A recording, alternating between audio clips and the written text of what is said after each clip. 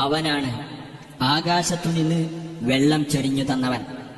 എന്നിട്ട് അതു മുഖേന നാം എല്ലാ വസ്തുക്കളുടെയും മുളകൾ പുറത്തു കൊണ്ടുവരികയും അനന്തരം അതിൽ നിന്ന് പച്ച പിടിച്ച ചെടികൾ വളർത്തിക്കൊണ്ടുവരികയും ചെയ്തു.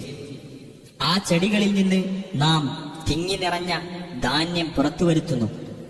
ഈന്തപ്പനയിൽ നിന്ന് അഥവാ അതിന്റെ കൂമ്പോളയിൽ നിന്ന് തൂങ്ങി നിൽക്കുന്ന കുലകൾ പുറത്തു വരുന്നു. അപ്രകാരം തന്നെ മുന്തിരിത്തോട്ടങ്ങളും പരസ്പരം തുല്യത തോന്നുന്നതും എന്നാൽ ഒരുപോലെയല്ലാത്തതുമായ ഒലീവും മാതളവും നാം ഉൽപ്പാദിപ്പിച്ചു. അവയുടെ കായ്കൾ കായ്ച്ചു വരുന്നതും മൂപ്പെത്തുന്നതും നിങ്ങൾ നോക്കൂ. വിശ്വസിക്കുന്ന ജനങ്ങൾക്ക് അതിലെല്ലാം ദൃഷ്ടാന്തങ്ങളുണ്ട്. അവർ ജിന്നുകളെ അള്ളാഹുവിന് പങ്കാളികളാക്കിയിരിക്കുന്നു. എന്നാൽ അവരെ അവൻ സൃഷ്ടിച്ചതാണ്. ഒരു വിവരവും കൂടാതെ അവന് പുത്രന്മാരെയും പുത്രിമാരെയും അവർ ആരോപിച്ചുണ്ടാക്കിയിരിക്കുന്നു. അവർ പറഞ്ഞുണ്ടാക്കുന്നതിൽ നിന്നെല്ലാം അള്ളാഹു എത്രയോ പരിശുദ്ധനും ഉന്നതനുമാകുന്നു. ആകാശങ്ങളുടെയും ഭൂമിയുടെയും നിർമ്മാതാവാണവൻ. അവന് എങ്ങനെ ഒരു സന്താനമുണ്ടാകും? അവനൊരു കൂട്ടുകാരിയുമില്ലല്ലോ. എല്ലാ വസ്തുക്കളെയും അവൻ സൃഷ്ടിച്ചതാണ്. അവൻ എല്ലാ കാര്യത്തെപ്പറ്റിയും അറിയുന്നവനുമാണ്. അങ്ങനെയുള്ളവനാണ് നിങ്ങളുടെ രക്ഷിതാവായ അല്ലാഹു. അവനല്ലാതെ യാതൊരു ദൈവവുമില്ല. എല്ലാ വസ്തുക്കളുടെയും സൃഷ്ടാവാണവൻ. അതിനാൽ അവനെ നിങ്ങൾ ആരാധിക്കുക. അവൻ സകല കാര്യങ്ങളുടെയും കൈകാര്യക്കാരനാകുന്നു.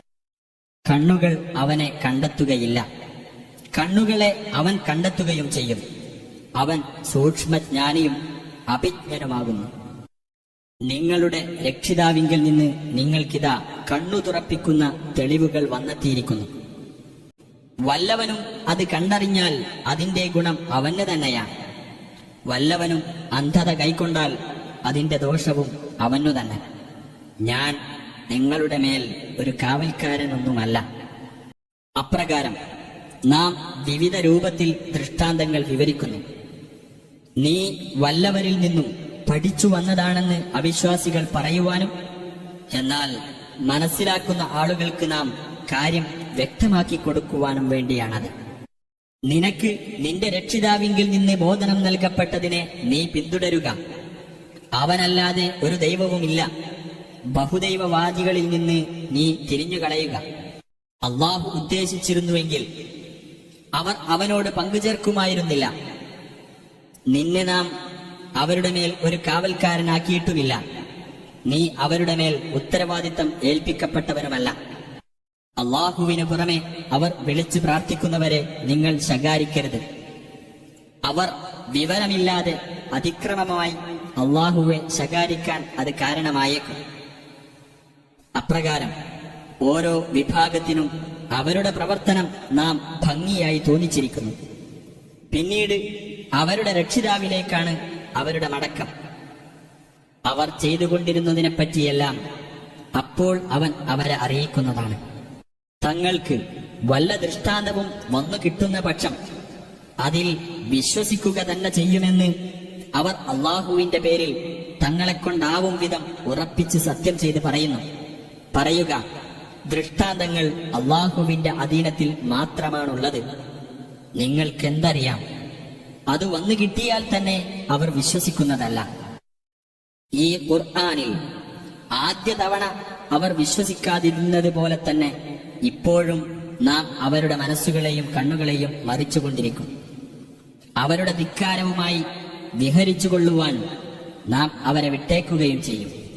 നാം അവരിലേക്ക് മലക്കുകളെ ഇറക്കുകയും മരിച്ചവർ അവരോട് സംസാരിക്കുകയും സർവ വസ്തുക്കളെയും നാം അവരുടെ മുമ്പാകെ കൂട്ടം കൂട്ടമായി ശേഖരിക്കുകയും ചെയ്താലും അവർ വിശ്വസിക്കാൻ പോകുന്നില്ല, അള്ളാഹു ഉദ്ദേശിച്ചെങ്കിലല്ലാതെ.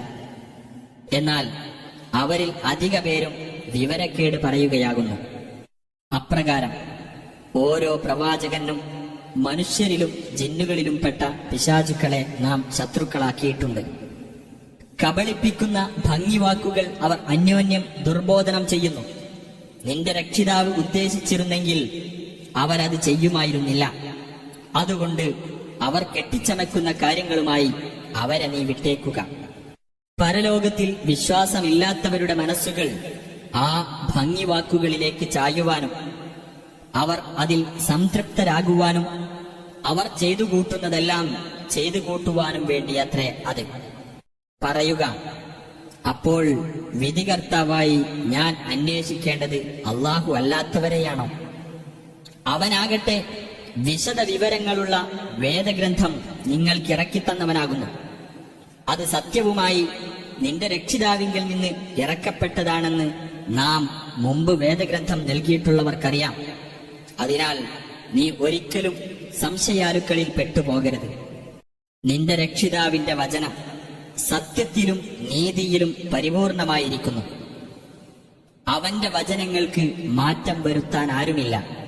അവൻ എല്ലാം കേൾക്കുന്നവനും അറിയുന്നവനുമത്രേ. ഭൂമിയിലുള്ളവരിൽ അധിക പേരെയും നീ അനുസരിക്കുന്ന പക്ഷം അള്ളാഹുവിന്റെ മാർഗത്തിൽ നിന്നും നിന്നെ അവർ തെറ്റിച്ചു കളയുന്നതാണ്.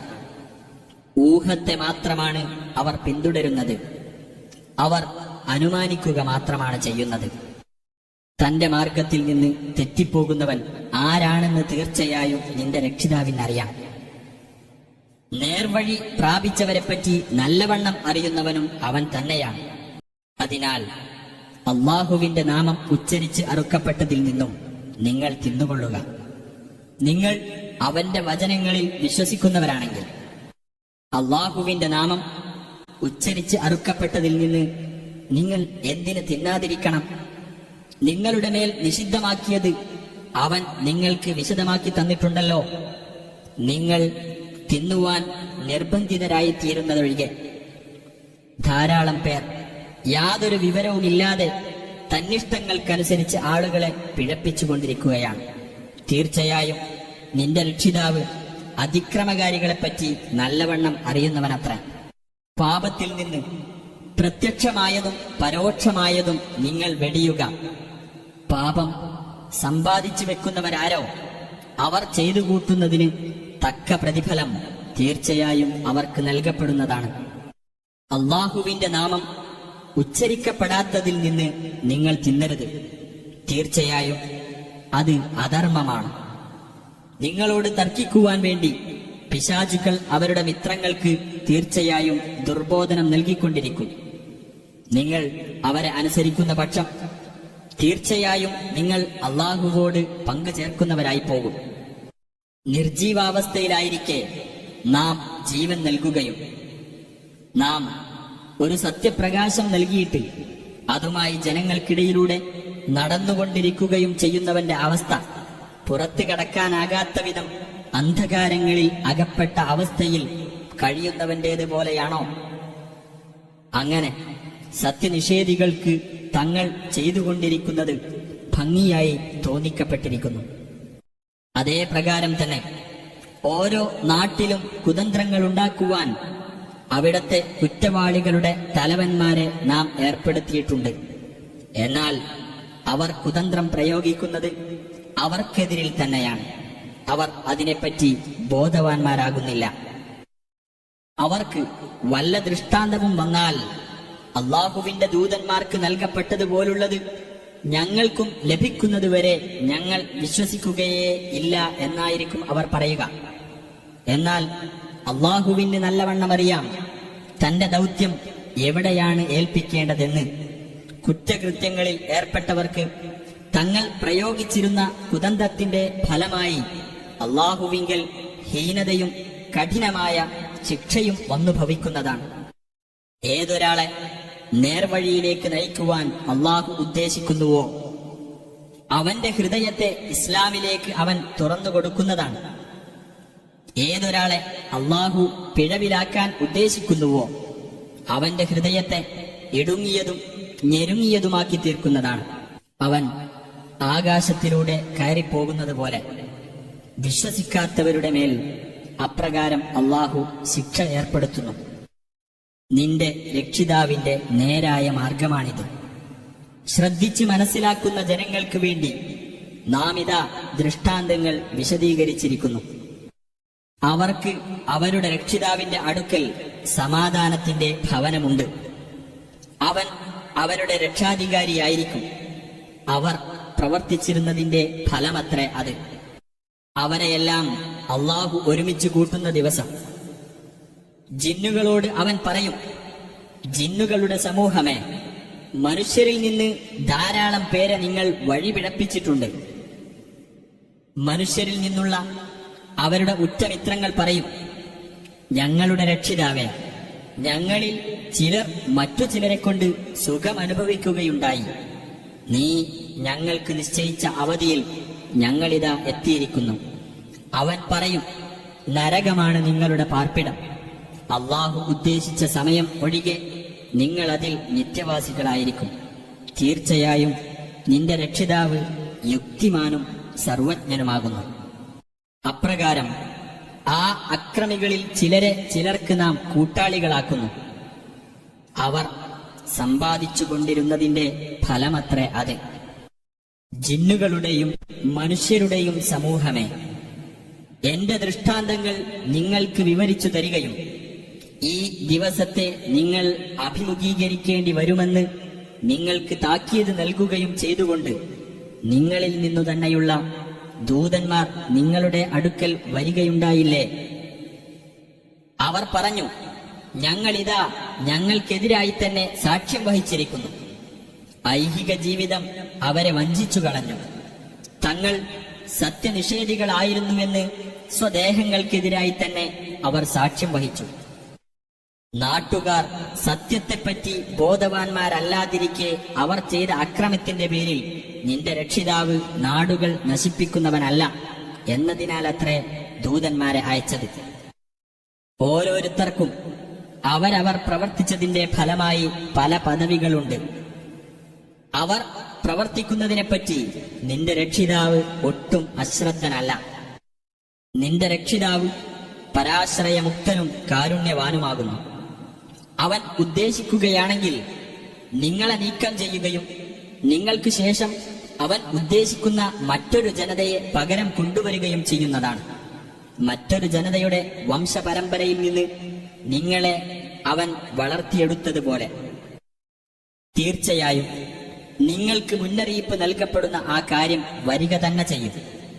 ആ വിഷയത്തിൽ അള്ളാഹുവെ പരാജയപ്പെടുത്താൻ നിങ്ങൾക്ക് കഴിയില്ല.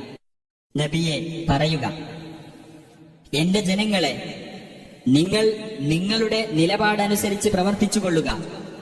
തീർച്ചയായും ഞാനും അങ്ങനെ പ്രവർത്തിക്കാം. ലോകത്തിന്റെ പര്യവസാനം ആർക്ക് അനുകൂലമായിരിക്കുമെന്ന് വഴിയെ നിങ്ങൾക്കറിയാം. അക്രമികൾ വിജയം വരിക്കുകയില്ല തീർച്ച. അള്ളാഹു സൃഷ്ടിച്ചുണ്ടാക്കിയ കൃഷിയിൽ നിന്നും കന്നുകാലികളിൽ നിന്നും അവർ അവന് ഒരു ഓഹരി നിശ്ചയിച്ചു കൊടുത്തിരിക്കുകയാണ്. എന്നിട്ട് അവരുടെ ജൽപ്പനമനുസരിച്ച് ഇത് അള്ളാഹുവിനുള്ളതും മറ്റേത് തങ്ങൾ പങ്കാളികളാക്കിയ ദൈവങ്ങൾക്കുള്ളതുമാണെന്ന് അവർ പറഞ്ഞു. എന്നാൽ അവരുടെ പങ്കാളികൾക്കുള്ളത് അള്ളാഹുവിനെത്തുകയില്ല. അള്ളാഹുവിനുള്ളതാകട്ടെ അവരുടെ പങ്കാളികൾക്ക് എത്തുകയും ചെയ്യും. അവർ തീർപ്പുകൽപ്പിക്കുന്നത് എത്ര മോശം! അതുപോലെ തന്നെ ബഹുദൈവവാദികളിൽപ്പെട്ട പലർക്കും സ്വന്തം മക്കളെ കൊല്ലുന്നത് അവർ പങ്കാളികളാക്കിയ ദൈവങ്ങൾ ഭംഗിയായി തോന്നിച്ചിരിക്കുന്നു. അവരെ നാശത്തിൽപ്പെടുത്തുകയും അവർക്ക് അവരുടെ മതം തിരിച്ചറിയാൻ പറ്റാതാക്കുകയുമാണ് അതുകൊണ്ടുണ്ടായിത്തീരുന്നത്. അള്ളാഹു ഉദ്ദേശിച്ചിരുന്നുവെങ്കിൽ അവരത് ചെയ്യുമായിരുന്നില്ല. അതിനാൽ അവർ കെട്ടിച്ചമച്ചുണ്ടാക്കുന്നതുമായി അവരെ വിട്ടേക്കുക. അവർ പറഞ്ഞു, ഇവ വിലക്കപ്പെട്ട കാലികളും കൃഷിയുമാകുന്നു. ഞങ്ങൾ ഉദ്ദേശിക്കുന്ന ചിലരല്ലാതെ അവ ഭക്ഷിച്ചുകൂടാ. അതവരുടെ ജൽപ്പനമത്രേ. പുറത്ത് സവാരി ചെയ്യുന്നതിൽ നിഷിദ്ധമാക്കപ്പെട്ട ചില കാലികളുമുണ്ട്, വേറെ ചില കാലികളുമുണ്ട്. അവയുടെ മേൽ അവർ അള്ളാഹുവിന്റെ നാമം ഉച്ചരിക്കുകയില്ല. ഇതെല്ലാം അള്ളാഹുവിന്റെ പേരിൽ കെട്ടിച്ചമച്ചുണ്ടാക്കിയതാണ്. അവർ കെട്ടിച്ചമച്ചു കൊണ്ടിരുന്നതിന് തക്ക ഫലം അവൻ അവർക്ക് നൽകിക്കൊള്ളും.